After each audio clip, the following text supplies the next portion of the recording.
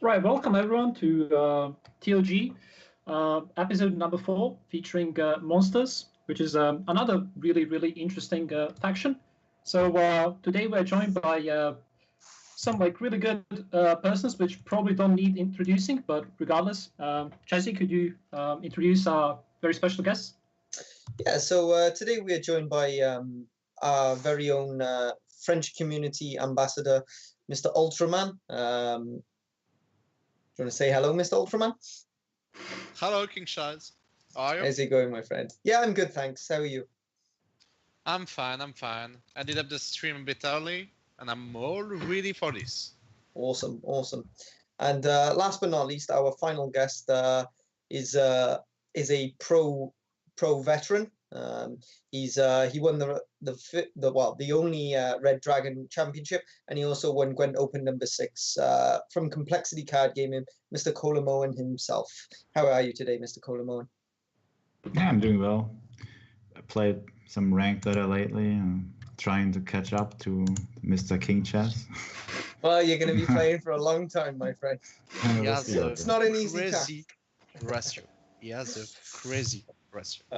All right, oh then. So, Mr. BeardyBog, now that the intros are done, I think we can get on with the show. So, do you want to take us away? Yeah, of course. So, as with each time, we're gonna start with everyone's history with certain faction. In this case, monsters. So everyone's favorite decks and cards. So in my case, it has to be Dagon. I was always a fan of the Fish God. And I played him for quite a while, even back when you could actually use Neca Warrior on Foglet, and then you would have an army of Foglets for round 3.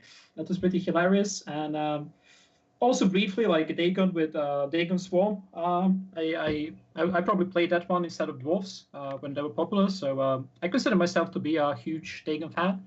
So yeah, that's me. How about you, Mr. Kolemoen? Well, when I started playing, the only viable monster deck was Consume. That was back in closed beta. And I liked it as well.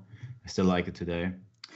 But I also liked the Dagon decks back in the day with the OP Woodland Spirit and all the Harpies popping out and so on, with Akimaras. Not that much of a fan of the current Dagon decks, though. Yeah, and as to my favorite monster card, I would say I like the old Succubus a lot, that you would play as a spy back when Gold's Ray Moon. And I also like Geels quite a lot. I feel like he gives you a lot of control, but there's also a good amount of skill involved with him. Agreed. Right, how about you, Mr. Lessier? Well, when I began playing, there was 3 decks that was at the end of the closed beta. And there were 3 decks, one Eredin, one Consume, and the famous broken Dagon Swarm. So I quite like the Dagon Swarm, but I was more of a Consume player.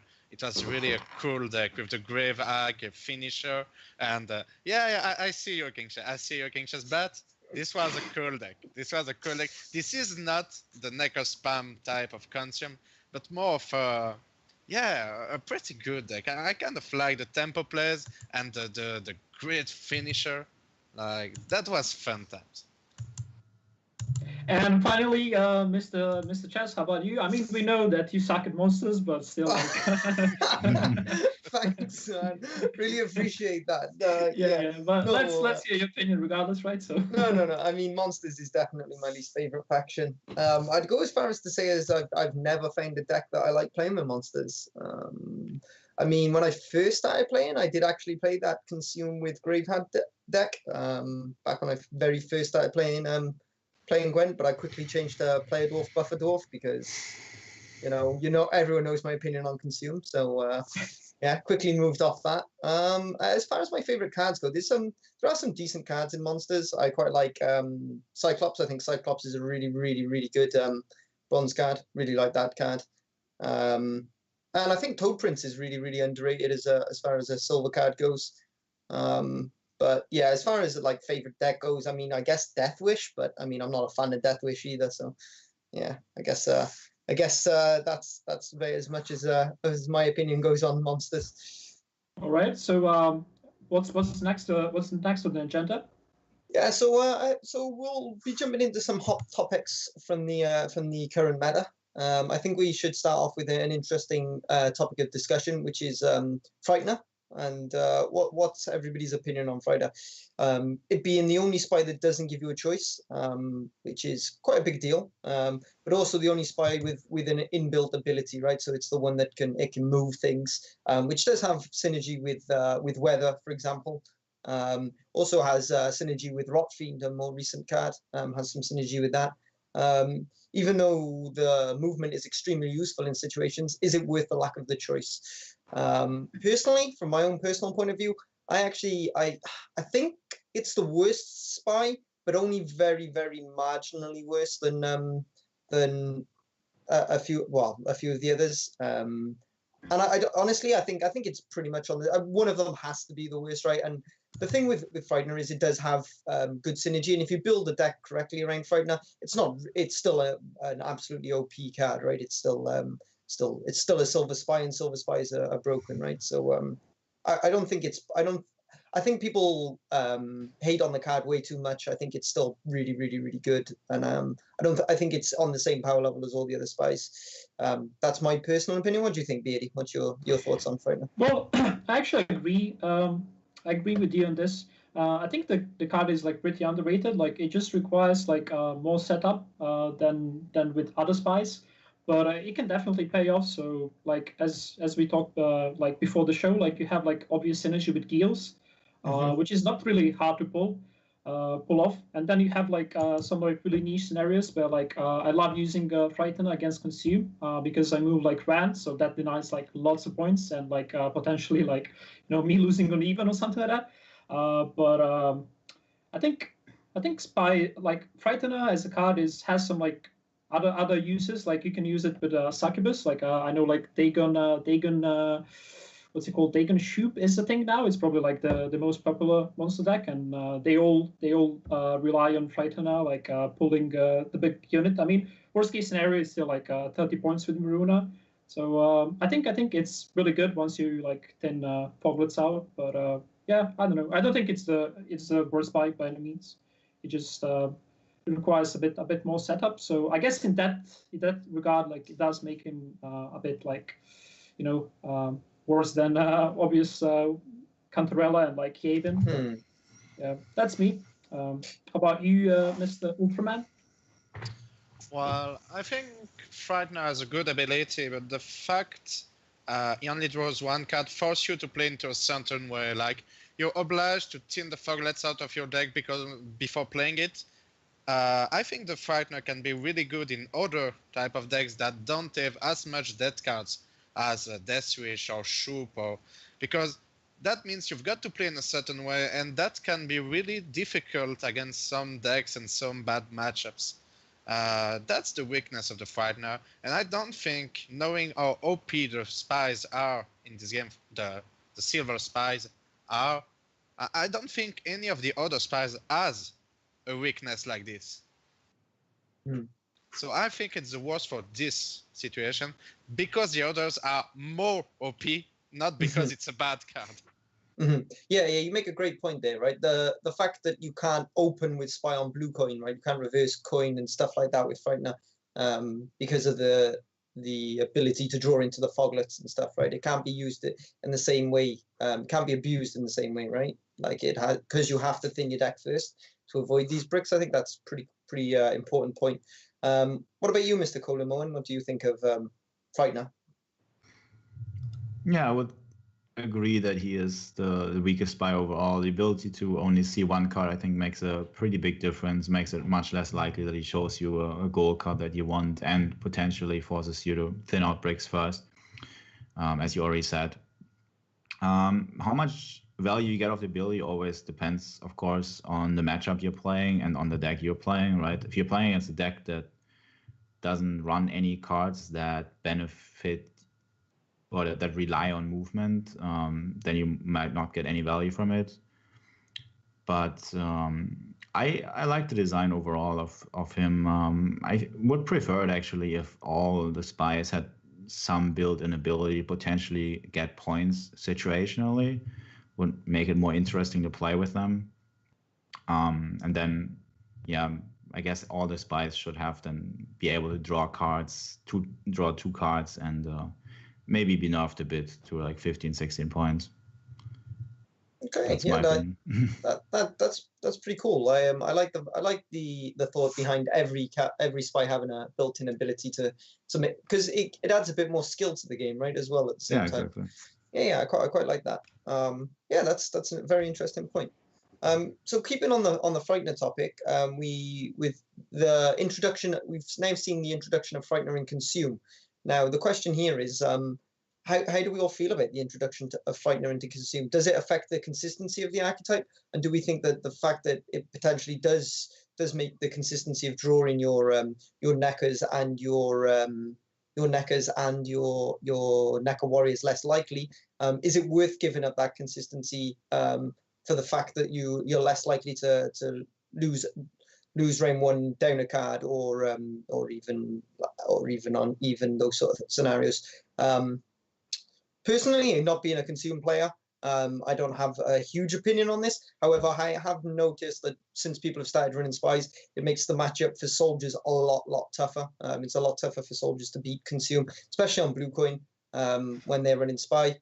I do think that spy is a massive game changer in a lot of matchups for Consume. So I do think from playing it from not the Consume player but from the other person's perspective. I think that I feel like that I'd much rather face people who aren't running spy and Consume than people who are running spy. So I do think it is worth it. But as a non-Consume expert, I'm not 100% sure. Mr. Beardy, what's your opinion on this one? I mean, I actually agree. Yet again with you. Like, I don't know. I think I played maybe 200 matches with Consume only, so like I really have no expertise whatsoever. But I can say that like beating Consume on blue is like super tough when they have a spy, because like you still play round 2 and they just drop spy, and then you're like card down and you can't even beat Consume and you're like 2 cards up. So it's just like GG. Right, but I don't know. Like, I don't know how much it affects consistency. Finding like Necker Warrior, because like ADC doesn't pull it, right? So I guess like that's the obvious downside. But I do feel that like Spy just makes it like for any matchup like super tough from blue, right? So yeah, I think that's overall my my opinion. But again, like I have no expertise with Consume, to be honest. So yeah. Well, for sure. So I guess we should find out what the Consume experts on our show think. So Mr. Ultraman, what's your opinion? I am the Consume expert. Wow, that's a lot. One No, off. I'm not sure. So I played a lot of Spy in my Consume, to be honest. Like the whole last Polar season, I was playing it. I had quite a lot of success against like the bad matchups, like a Great Swords. Obviously not Eatney, because you cannot beat Eatney. That's a logical thing. And I feel like the spy can be really useful in some unwinnable situations. But the fact he makes you lack in consistency makes it possible to lose unlosable matchups. That's like, I think it's a player preference. I'm not sure. I would say in ladder, this could be really useful against it makes some matchups unlosable, like Foltest, like Brover. Like, there's a lot of unlosable matchups that with the spies are just better. And I think against Gwent it's not that bad. I would even say it's maybe better against Gwent. I think in tourney it's a lot different, because you choose whether or not you want blue. And if you do not want to be on blue, you do not need the spy, I think. I would say spy is the thing for blue coin matches that are really hard. Not truly for the red coin matches. Okay, that's very interesting. And what about you, Mr. Kolemoen? I know you play a lot of Consume. You're playing it this season on ranked, if I'm not mistaken, right? So I've heard some of this. Yeah, I think that The spy is very powerful in matchups where you have trouble winning round 1, basically. Because if you're on blue coin in a match where they can beat you round 1 on even, then they can abuse the fact you don't run spy by winning on even, playing spy round 2, bleeding you down as hard as they can, right? And play a very short round where they're up a card. It basically prevents that scenario from happening. You don't really need to spy that much in matchups where you can win round 1 already, because you don't care about going 2 or even 3 cards down, right? It just really matters if you can't win round 1, and then you can get abused. So it's very powerful against decks like Greatsword, I think, or against soldiers, like those kind of decks that can beat you in a long round. The consistency, I feel like, doesn't actually get hurt that much. It only matters if you didn't draw any Neckar Warriors, you didn't draw Spy, and you have ADC in hand, right? That's pretty much the only scenario where you get screwed by it. The exception maybe is if you're playing a matchup where you actually have to draw 2 Neckar Warriors, so mostly against Nilfgaard decks, because 1 Neckar Warrior usually is not enough against them, because they're graveyard head you. So in those matchups, like for example against Alchemy, I'd probably prefer to not have a Spy, but instead have that more likely access to 2 Neckar Warriors. Yeah, and in the mirror match, he's also bad in general. But yeah, in most other matchups, I think he's worth it. Okay, so I think the general consensus is Spy's good on ladder, at the very least, which is probably why we're seeing a lot more Frightener in Consume lately, right? Because it helps you in that blue coin scenario. Okay, so Mr. BeardyBog, how about some viewer questions, submitted questions? Do we have any? Yeah, of course. Yeah. I think we do. At least we should. So first question is from Mr. Flake, and it's pretty interesting one. What are the main limitations of Eredin in a competitive environment, and why isn't Frost synergies seen more on high tier play? And it's a really good question. I'll try to share my thoughts. So I think one of the reasons is that like Eredin doesn't do anything against greatswords. Like Frost is equally as bad as Fog, but at the same time, like Dagon gives you more tempo play if you compare it to like Frost energy, because like with Frost you need to be dropping like hounds for what, like 6 points. Which is pretty awful in today's like meta and like average bronzes. So I would say that's one reason. The second reason is like yeah, I mean there's no finisher really. Like I guess you can go like double Iris, but that's about it. Maybe like Caretaker, Greatsword, but like you always get too old. I would say like I don't recall losing to Eredin in a long time.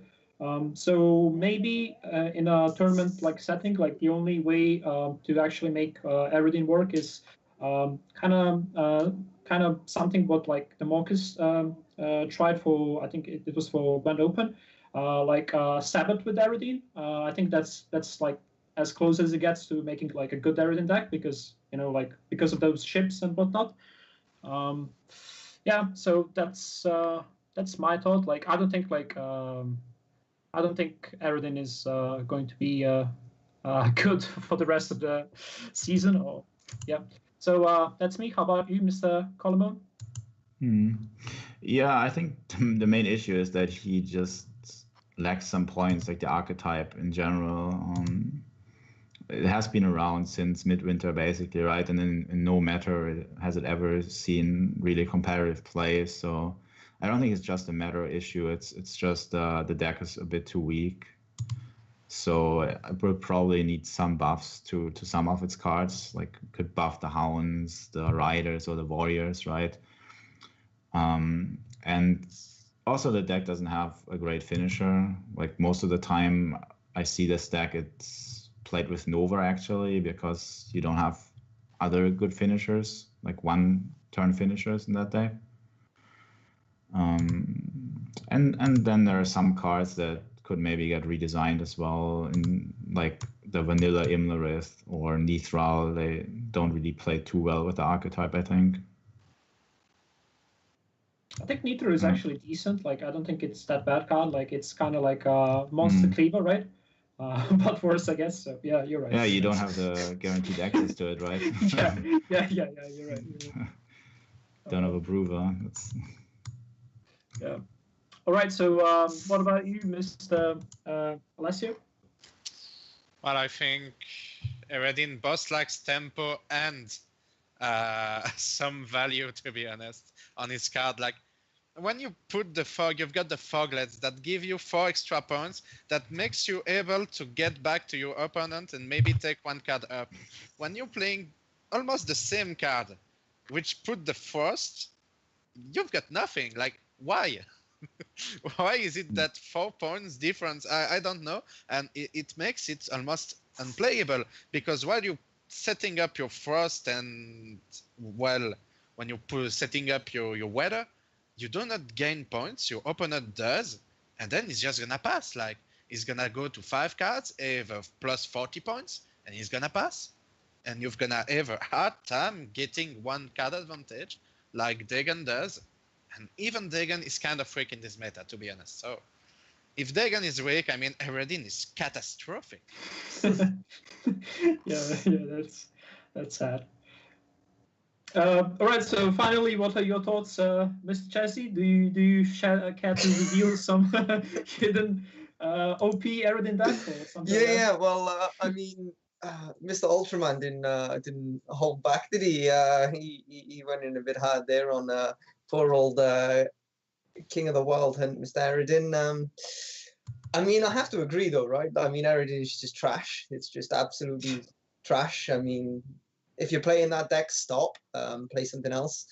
I mean, the problem with Eredin, right, is... but the problem with monsters in general, right, is they don't thin very well. So they don't have thinning. Now, Eredin has that as well. It doesn't thin very well. But the problem with Eredin is it doesn't have any tempo. It doesn't have any finishers. It doesn't have much real synergy. There's just nothing to Eredin, right? It's just terrible. There's I don't think there's any positives to Eredin. I mean, other than the fact that he's a cool looking card and cool character. First line is pretty cool. I think Eredin's pretty trash, and that's probably why you don't see it in competitive environment, because people want to win, so they don't bring it to these competitive things. I do like the fact that you pointed out Sabbath, but again, with Sabbath, why would you play it in Eredin when you can play it in a Dagon deck or a even a Wishbone Hillock deck, right? Sabbath works better in those. So yeah, I just think Eredin needs a rework. The whole thing needs a rework. And luckily for Eredin, Homecoming's coming very soon, so I think he'll be all right, or at least he'll get a second chance.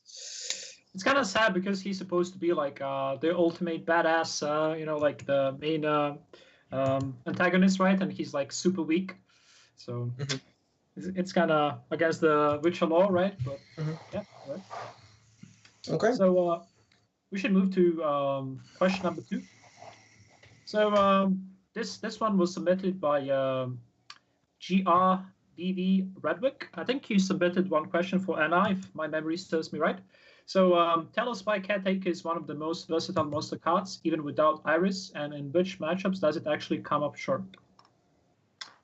So this is another good question. I'm a huge fan of Caretaker, and I think I've been running him ever since. I think like most players regard him as a tool to steal like a giant greatsword, which of course he does. But I look at him kind of the same as muzzle, utility gold card, not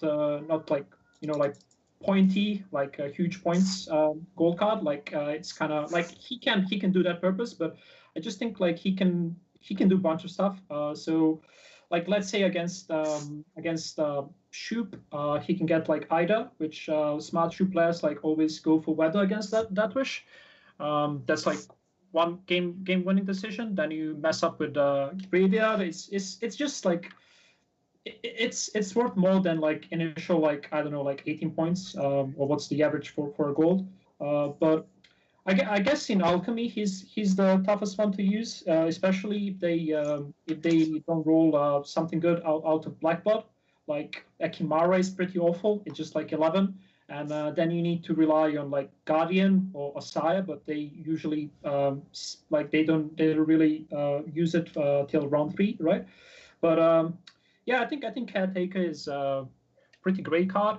It's honestly probably my favorite monster gold, like maybe Gills and Caretaker. Like you can do pretty much it's like a dark shiny, but yeah, like against NR you can steal Stannis. Like there's like almost like limitless potential.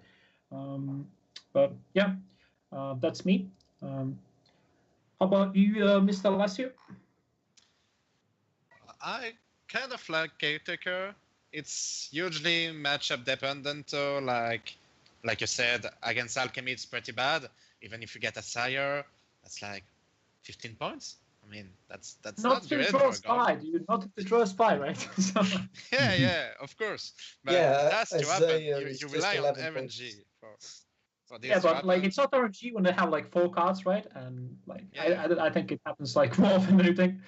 Yeah, Asaya is a bit OP, okay. But if he hasn't played it until now, I mean, that will be really hard to give him value. And in some other matchups, sometimes you're really desperate for him. Like, even in the Greatsword matchup, where he's like super good if it happens to go to round 3, most of the time you get 2-0'd. And the big Greatsword, you never see him on the Caretaker. Like, that's really hard. You've got to win first round, which is really hardcore. And then you've got to use the Caretaker, and it would be awesome. But this scenario doesn't come as often as it should. And mostly because of the archetype around Caretaker. I like the card, but I think it's quite difficult to gain a lot of value from him in this meta right now. Right, interesting thoughts. How about you, Mr. Kolemoen? I also like the card from a design perspective. I haven't really been playing with the card too much lately because I haven't played any other monster decks than Consume, and Consume he doesn't really fit. So I don't really know how good he is right now in the meta. Of course, there are some decks he's going to be good against. Downside, of course, is that he's situational in the sense that you can't really use him round 1, or you have to kill something from the opponent, and sometimes you take an early pass and it goes into round 3 and he doesn't have anything good yet, then he can sometimes be really bad, right? And force you to inefficiently kill opponent's units, maybe to activate him. But I think it's a pretty cool card, and it's also a card that really makes the opponent think a lot if he knows you run it and he tries to play around it in some ways. So I like the card design-wise for sure. All right. So finally, how about you, Mr. Jesse? Yeah, I mean, I think the card's decent. I'm not going to say it's absolutely trash or anything like that, right? The card's pretty good. I mean, it's just +3 on a Vico Medic, right? And Vico Medics are pretty strong. But I think granted, it's more than just +3 on a Vico Medic, right? Because it can take silvers as well. But most of the time, you want to be taking like great swords and things. I mean, there are some good silvers you can take. There are things that you can take. Obviously, Death Wish, you can take Skell, which gets you an Araka Spore. It's pretty nice. Yeah, I think it's a good card. Is it an amazing card? No, not by any means. Yeah, it's okay. I think there are some uses for it. Obviously, it doesn't fit into the only really viable monsters deck archetype at the moment. Yeah, that's the problem, right? So if it doesn't make the cut in Consume, it kind of doesn't make the cut in monsters, right? That's more of an issue for monsters as a whole, though, not for Caretaker. I think Caretaker, for example, so this is a good way of looking at how good a card is on its own. Is would you take it in arena mode? And yeah, you'd take Caretaker, right? It's a good card in arena mode. It's pretty good. It doesn't have any synergy with the only really viable monsters deck, hence why it doesn't see as much play as it probably should. But yeah, I think the card itself is pretty good, pretty well designed, pretty well balanced as far as points and stuff go. It just yeah, it's just part of a middling sort of faction, right? And yeah, I think that's more of the issues for Caretaker from monsters as a whole, not from the card itself. I think the card is pretty good. Yeah, that's my thoughts on it. Yeah. Right. So next question is from our teammate and last week's guest, Mr. Goldflow. He always like sends like some bits good questions. So yeah, let's jump to it. So what are the definite strengths or weaknesses that define monsters as a faction? I mean, the strength is, I guess, like consume, and that's about it, right? No, I mean, like jokes aside, I guess like the what makes monsters monsters. Tricky. I guess like they rely on weather, but like weather doesn't do much this moment. Like I mean, I don't know. I did achieve like great results with Dagon, but the issue is like Dagon's good. Like the best matchup is Alchemy, and it's not even that good. Like it requires like lots of like like thinking and whatnot. So yeah, it's probably like just like Consume in terms of like points. Like Consume, I think has the most points out of any deck or archetype. And the weaknesses is probably like lack of spy tutor. I think that's the hardest thing for monsters as of action. Like you need to run ADC and then you still play like a 15-point spy or like high roll Gills into spy, which doesn't really happen as often as it should. So I think that's the worst thing about monsters. Like there's no spy tutor, and like if you compare it to like what's it called, Rainfound, which is like really popular right now, and SK, you just can't compete with that. But yeah, that's me. How about you, Mr. Chassis? Yeah, I think the strengths of monsters are basically consume, right? The strength of monsters right at the moment is binary almost. Like I know people are right, greedy, shall I say, not binary. Although I guess Sabbath isn't really greedy, but like consume is kind of, you have a lot of auto win matchups and then a lot of really tough matchups. Granted, the very best players will be able to, the very best consume players, right, make it less binary because they can win their bad matchups. But it doesn't mean that they're good matchups and just auto win still, right? They're still pretty close to auto win a lot of their matchups. And it's the same goes with Sabbath, right? It's a lot, you either win because they don't have an answer to Sabbath or you lose because they do. Now, again, the very best players in the world can make their auto loss matchups less auto loss because they can play really well. But it feels to me like Monsters is relying a lot on these kind of like cheap tactics to win. Consume isn't necessarily cheap in the same way that Sabbath is, but I mean, until you get to the very highest levels, you can get a lot of easy free wins and climb very easily with Consume because of just the way it is, and that's the strength of Monsters at the moment. The weaknesses of Monsters, obviously the spy tutor is a huge one. I also think the fact that they don't thin particularly well doesn't help, right? Because like all the best decks apart from maybe Greatswords are really good at thinning. Greatswords kind of doesn't need to be, but most of the other ones thin ridiculously well. And Monsters can't really do that, so I think that's a bit of a weakness of them. And I mean, to be honest, they just haven't really had much love, right? Since Dagon got nerfed, there's not really been much has gone on with Monsters that has made it any better, right? So yeah, I think that's pretty much the strengths and weaknesses of Monsters from my personal point of view. All right, nice analysis. How about you, Mr. Lessio? Well, firstly, I want to say a nice analysis to myself too, because it's important to congratulate yourself on doing things right. Yeah, of course. And now, to be honest, it's particularly hard to characterize like monster faction as a whole, because there's this consume/swarm archetype. Because I would put those two decks together because they do consume. Like that's the only thing they've got in common. But I've got to make a point here. And the weather-based decks like Shook, like Dagon, like Deathwish, like Blood Moon, like those decks works totally differently, even though they're on the same faction. I would say the strength for like weather-based decks are long round and they've got a lot of value, but they truly lacks in tempo.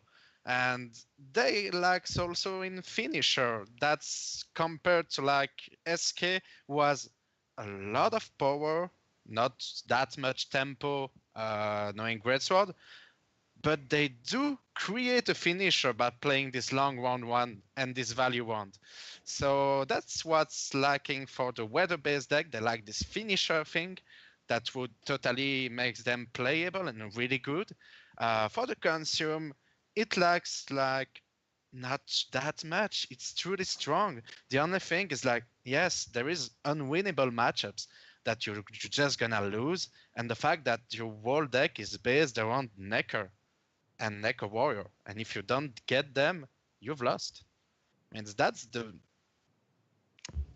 the main weakness of this deck, like maybe the only one. If you get countered, you've lost. Interesting. So finally, Mr. Kolemoen, would you care to share your thoughts?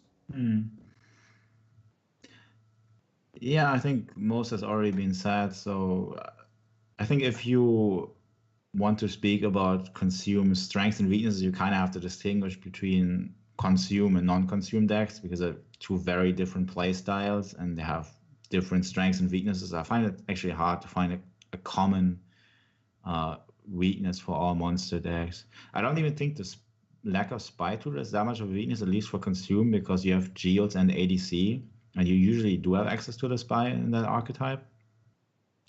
If you don't run those cards, obviously, then it gets tougher, right?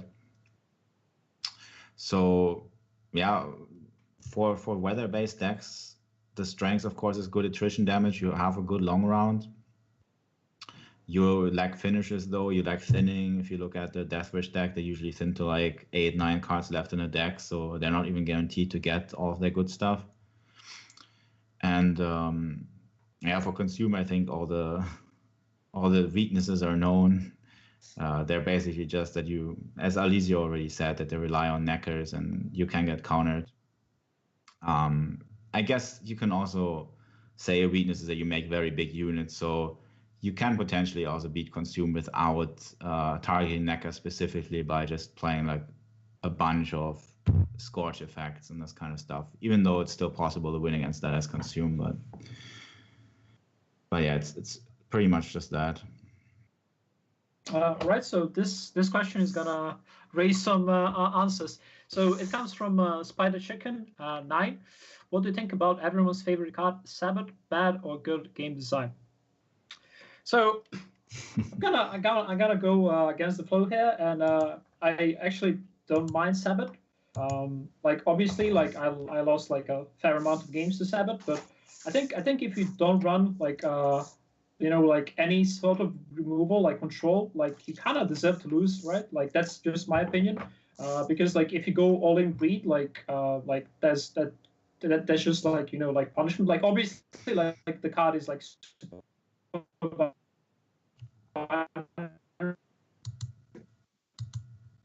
Oh dear, looks like Mr. BeardyBog's having some technical issues. So I guess I'll fill in until he's back. So I guess he was going to make the point that Sabbath. Like you even have like a magic tutor. Here we go. Is he back? Are you back, Mr. BeardyBog? Yep. Okay, sorry. Carry on then. You'll have to start again from the very start. No, I got that. So I was saying like I'll keep it short. So I think the obviously like binary you know, decks and like archetypes, I really hate them. But I think like overall I think Sabbath like is okay in my opinion. Because as I was trying to make a point, like if you have like all-in deck which like just has no removal or no like control options whatsoever, I think you deserve to lose. That's my opinion. Like I don't feel bad for consume losing to Sabbath. Like honestly, like they're just like great source. Like you don't have Mandrake, like fine, dude. Like it's your choice to have like so many like, you know, like point spammy cards. Like I mean the tricky part is like Sabbath with old gear, because then like you have like tough decisions to make. But like I think overall like Sabbath just dies to so many things, and like it's just like super easy to deal with it. So yeah, I have no issue whatsoever with the card. But yeah, that's me. So let's carry on. What about you, Mr. Lassio? I hate Sabbath. Yeah. I fucking hate that card. Oh my god. I cannot express how much I hate that card. Okay, so given the fact that's true, if you do not play any removal, like, okay, you deserve to be punished. But what if you don't draw them on first round and you end up losing against it, like every single time? Because that's cool. Like I have got my Northern Realm. I've got like 4 removals. I can't kill it. Yeah, my Selkirk is last card of the deck. I'm good. I'm fine. I'm having a great time here. Man, I cannot stand so much binary. And the fact that it's auto lose or auto win is truly frustrating. I mean, if you consider consume like a bit cancer, a bit frustrating, man, this is consume for like 10 times. That's horrible. That's, oh my god. I mean, we should stop with the infinite value card design. Like, please, the Great Swords, even the Vran Warrior are sometimes problematic, but this Sabbath is worse than them. He's so much worse than them. We can control the Great Sword. We can control the Vran Warriors. We cannot control Sabbath. Please, never. Never do this again. All right, so that was strong thoughts. How about you, Kolemoen? As a consumer expert, I'm sure you love this card. So I don't actually mind Sabbath on its own that much. The design of the card. My main issue is it's if you combine it with A-Rush or Renew. I also think that A-Rush is not a healthy card in general for the game, because I think it's okay that you can get punished if you don't play any removal by a card like Sabbath. But one of the main principles in Gwent is that if you don't have an answer to some card or a card combination of your opponent, you always have the option to try to bleed it out in 1 round and then win the other 2 rounds. But with Sabbath, that's not true because of A-Rush. So basically, if you don't have an answer to Sabbath, you don't lose 1 round to it, but you lose the entire game to it. And I don't think that's healthy, right? Like, that basically defeats the whole best of 3 purpose of the game. So, yeah, in my opinion, Sabbath could stay as it is, but A-Rush should be removed, and he should probably be doomed as well. So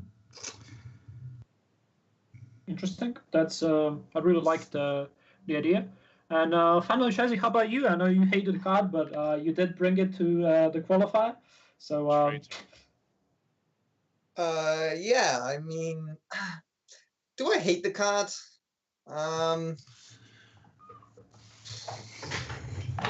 I mean, it's definitely, the way it is right now is bad, right? I'm not going to defend it, right? The way the card is right now is bad, right? For the reasons that Kolemoen pointed out, right? A-Rush, Renew, all of that jazz is bad for it. Is the design of the card itself bad, or is that just the supporting pieces?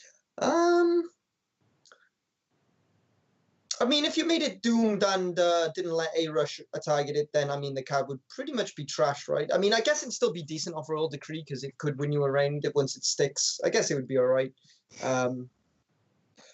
So I think as far as the design of the card Sabbath, in a vacuum, the card's probably designed okay. I like the fact that it's an ulterior win con, but like Kolemoen pointed out, right, the fact that it's an ulterior win con for the entire game, not just for an entire round, is a bit problematic, especially because, so for example, right, it's problematic for consume, but it's also problematic in the exact same way for soldiers, right? Now, soldiers do have Vilgeforts that can deal with it, but I mean, you have to draw Vilgeforts, and also if they run in Renew, there's nothing you can do, right? Now, soldiers are getting punished for the same reason that consumer, they don't run any necessary removal. However, they do run things that can deal with these sort of engines and stuff, and yet they get punished by Sabbath, even though the deck is designed to kind of be okay against other engine decks, right? It can normally outvalue other engine decks and stuff, but it just can't deal with Sabbath. And Sabbath has that ability that it punishes decks that almost it shouldn't. Like, I love the fact that Sabbath punishes consume. I'm not going to lie about that. I think that's fantastic, and that's the reason I brought it to the qualifier, right? I wanted to punish consume. Unfortunately, I got punished because I didn't face any consume, but that's a different matter. But I think to be honest, I think Mr. Kolemoen probably summed it up better than I ever could, pointing out the strengths and weaknesses of the card and what should be done with it. I think that was a really good point of view, and I guess I agree with that. To be honest, I think that's the best way to put it. I think Sabbath itself is probably fine. The supporting pieces are probably the problem. Right, so we have time for one more question, and it comes from Gwent Masters Worldwide, from Very Moderator, Zara, also known as Bacon and Herbs. Very cool username. So, what is the strongest archetype in Monsters currently? Like, objectively, it's probably Consume, but I would go and say Deathwish. I think, like, several players, including myself, proved that like Deathwish can be used to reach like pretty high scores. I think I reached like 1440 or something, 4041 last season. Then Freddy got like I think like 1450 or 1460. I think Camps was also using Deathwish, and they were all like different decks. Yeah, if I had to answer, I think it's Deathwish, because like it doesn't really have like unwinnable matchups, and I really like that. Like I just hate the binary concepts. Like, sure, you can say like Great Swords and Consume is like super tough, but like there is a slight chance that you win. Like no matter how like Consume is the worst one, I would say. But yeah, I think in my opinion, like I'm a huge fan of Fish God and Deathwish as a whole.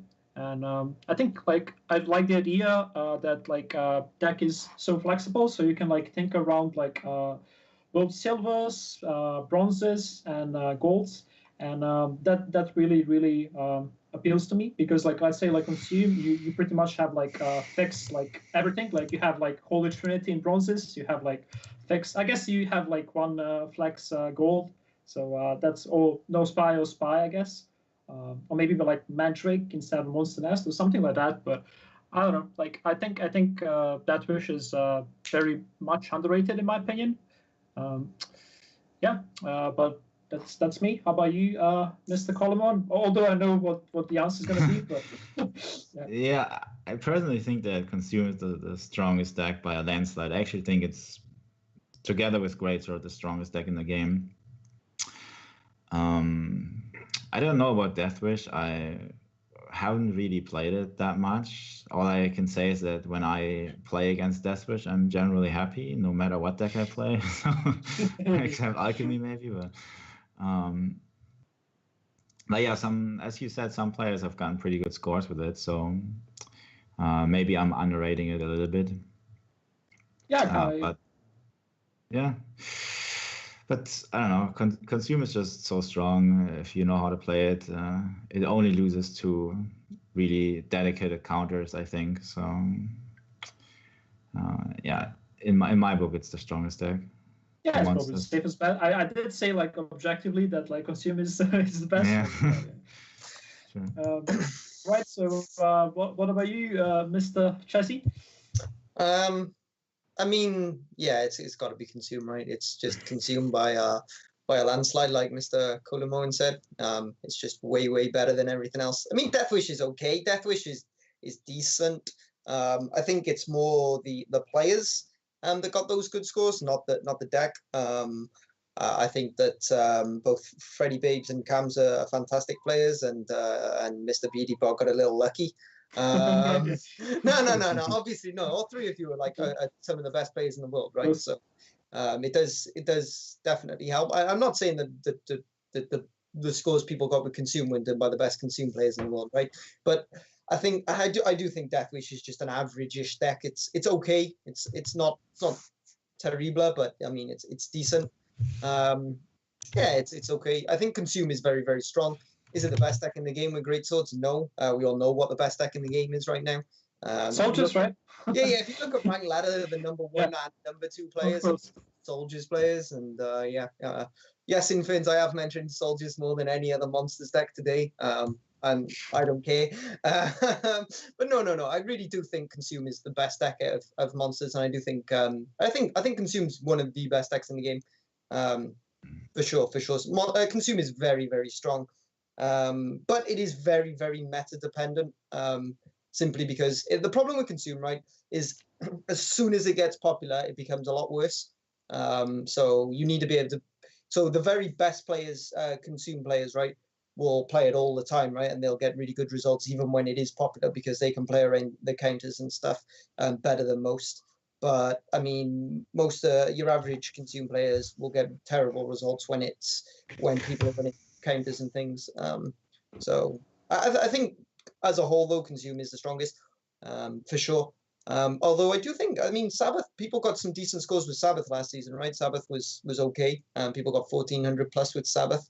Yeah, Santo, right? So. Yeah, and he got it on early on in the season, and I don't think people quite realize that like Pro Ladder is the same as Rank Ladder, right? There is inflation on Pro Ladder, so getting over 1400 at the start of the season is a lot more impressive than getting over 1400 at the end of the season, because it's easier to get scores at the end of the season. So I think Sabbath is a good one, but again, Sabbath is very, very meta dependent. As soon as it becomes popular, people will just start attacking it Mandrake and stuff, and it becomes a lot more difficult.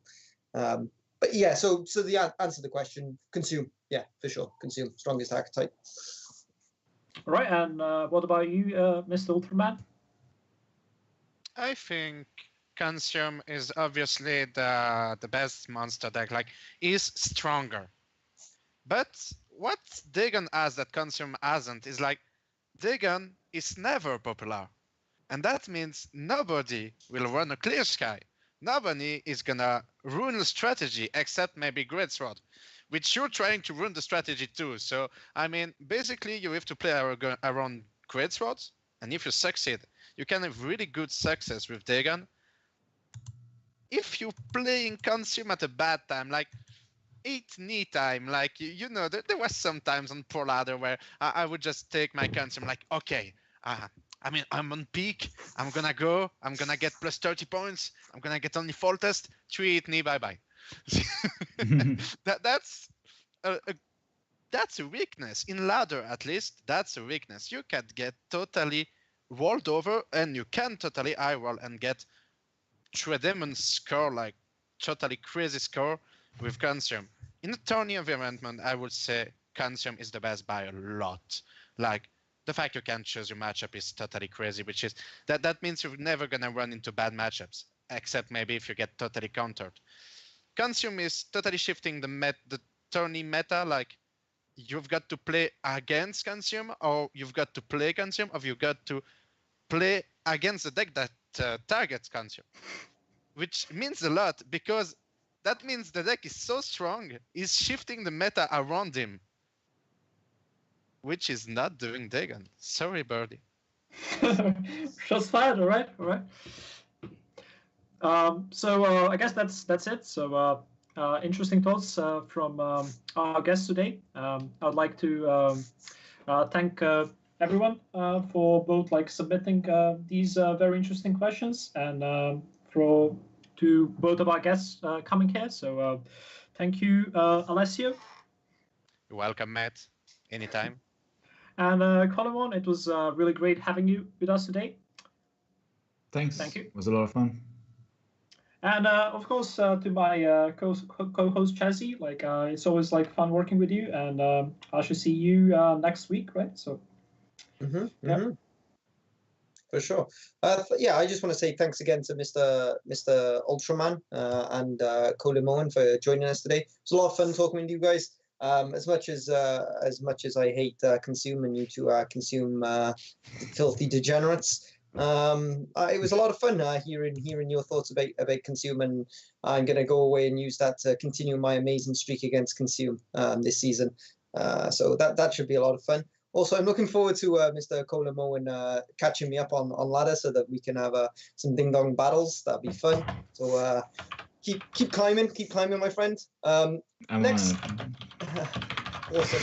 So next Sunday we're going to be joined by our very own Gwent Open number 7 competitor Miss Andrada, Miss Radu, who is in chat right now, and we'll also be joined by some CDPR employee that rides a bicycle from time to time, and shows off some Welsh vegetable on videos and stuff. Mr. Powell Berger. So that should be a lot of fun. I'm really looking forward to that. So with that, thanks everybody for tuning in today, and we will see you next week. Goodbye. Goodbye.